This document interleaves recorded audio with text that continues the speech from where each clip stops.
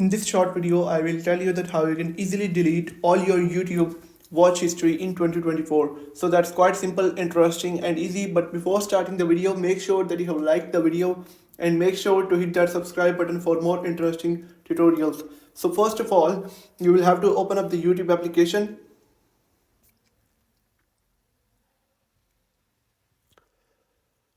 Now click on your profile icon on the bottom right and click on gear at the top right. Now click on manage all history right under connected apps.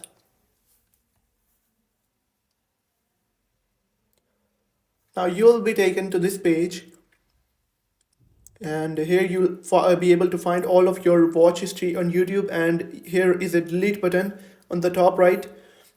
Tap on it and you can delete today's search history, a random custom range history, or delete all time. For example, I want to delete today's search history, today's watch history. Simply click on delete today and today's search history will be deleted and click on OK. So that's how you can easily delete your watch history on YouTube in 2024. If you have found the video helpful, make sure to hit that like button and hit that subscribe button.